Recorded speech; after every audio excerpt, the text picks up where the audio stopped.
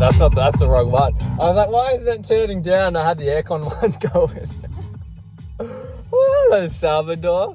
G'day, folks. Tobini Yogini here, and we had to do a quick lap back to the petrol station because we are on an adventure day today. Heading up to the Barrington Tops, got the pups. We're gonna go check out the Fairies, which is state forest, so these guys can have a little run around, set up, have a picnic. It's been very hot here in Australia and very, very dry. In the last 3 days, we've had a lot of rain, which has just been a great reprieve. There's been a fair few bushfires in and around our area, so it's been nice for just the whole area just to breathe and have a good drink. So we're heading up to the tops. It's 1,600 meters of elevation, currently 14 degrees temperature. This is Digitalis, which is actually Tamsin's cousin and his band. So we're cranking it. They use Australian instruments and it's just mental.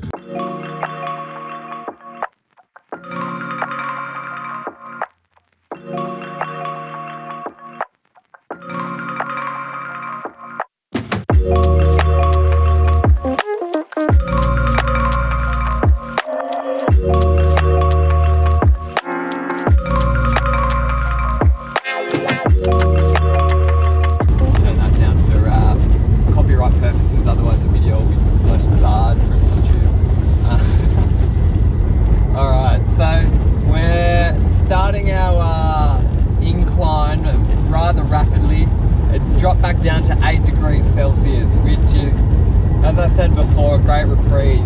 You know, we're only midway through spring, and the last week in and around this area it's been like 39 degrees, 37, really, really hot and dry conditions. We haven't had rain for about 6 to 8 weeks, you know, so for it to be so cold again and to have so much moisture in the air is just so beautiful to feel, and it's rather nippy, so a definite swim in the sacred rivers up here maybe on the cards. The roads in and around this area have got a fair few potholes and falling rocks as we continue to drive up, because this road is very, very steep. So I'm just focusing and just thought I'd do a little bit of a check-in. Fuck the putty today.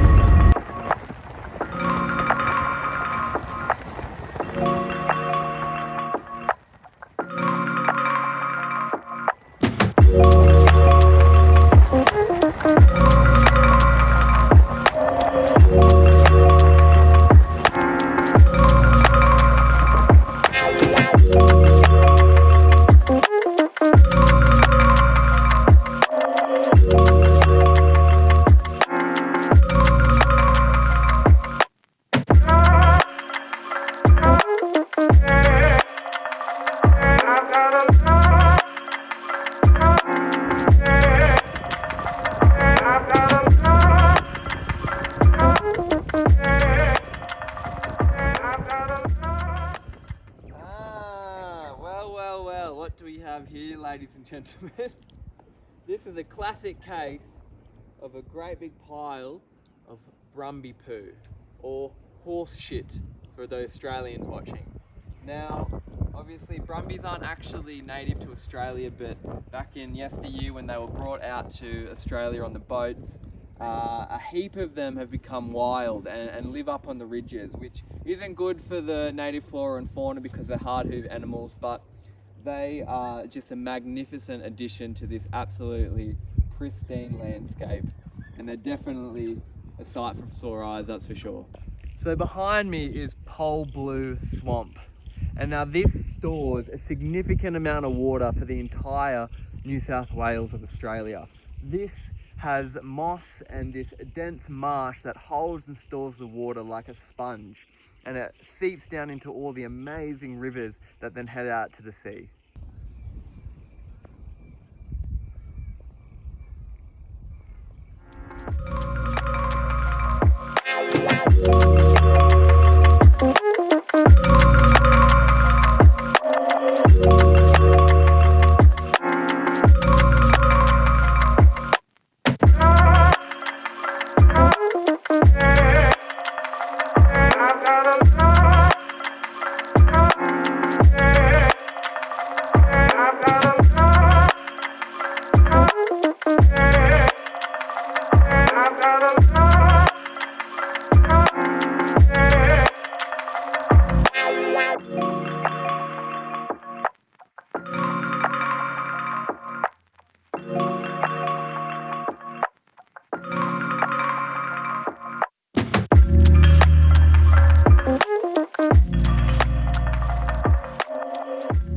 fairyland, huh?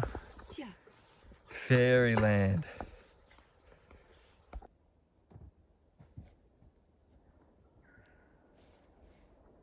We have made it to the fir forest. Now these are beautiful Mexican pines that were planted back in the 60s. So these are, hi buddy. So these trees are over 60 years old. Now, this was part of the New South Wales forestry kind of experimental, so to speak, and they cleared out a heap of old growth forest, which is unfortunate, but we now have this absolutely magnificent parcel of just beautiful pine trees that create these just expanses that you can just walk through, and there's really nothing like this in Australia. It's absolutely magical, and these haven't been logged for very good reason, and now we just get to bask in their glory, and it's just an environment that you just don't experience in Australia, and I don't think many people know that this is actually here, so we wanted to share it with you. And this is all part of the Stewart Brook State Forest, so dogs are allowed here.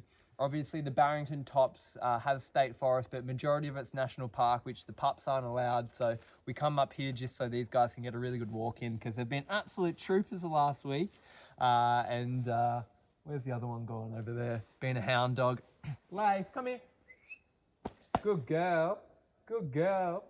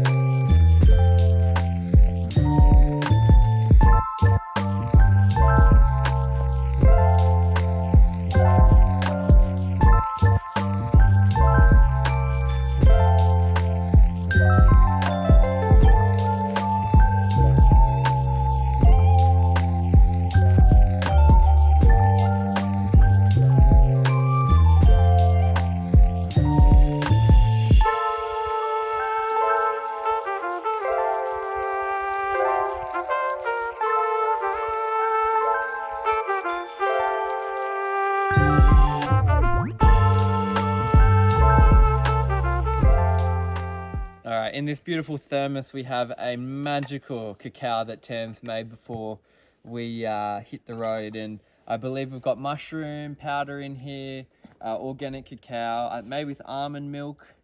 Hot nod from the camera holder, made with beautiful almond milk, and what a magical spot to be enjoying a cacao. And ooh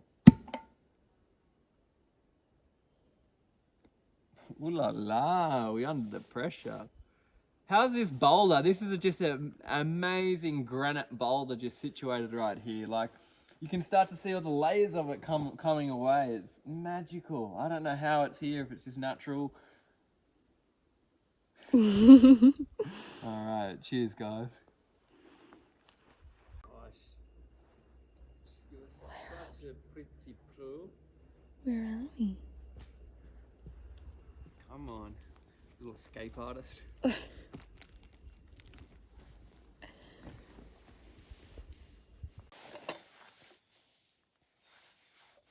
Magical, absolutely magical.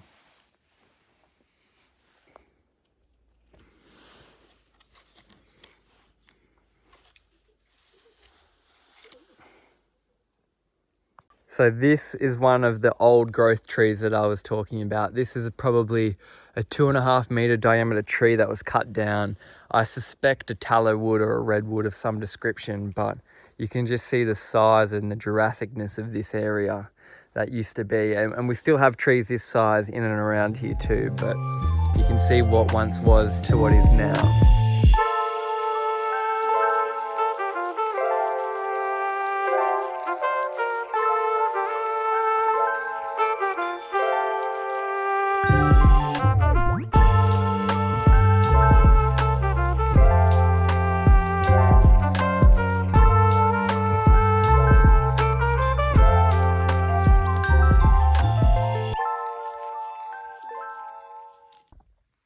Now this shape and form is a telltale sign for a dugout canoe.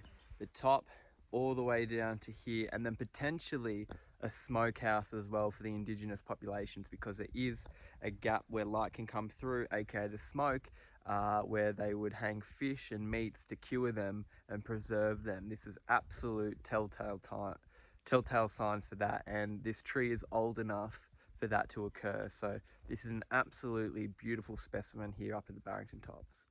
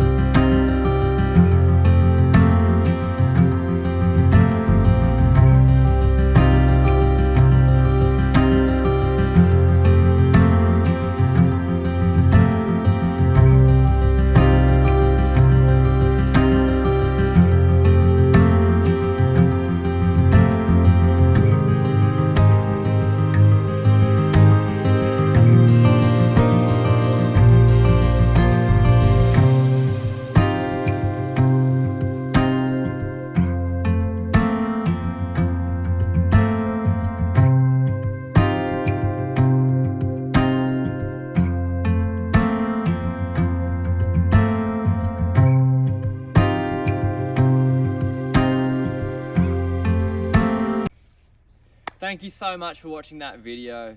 I just thought I'd add in a little clip, a bit of history if you will. Now where we're situated right now is in fact at my home. This is our 250 acres of ancient rainforest, and this very road that I'm standing on used to be in fact the road to get up to the Barrington Tops. Now back when they had pack horses and would hike up there, they would come along this very road and head along the ridge lines up through the mountains. The road that we drove is just straight up, and thankfully we have modern day machinery that we can cut paths in very tumultuous terrain. But this was the actual path up to where we were in this video, which is pretty cool.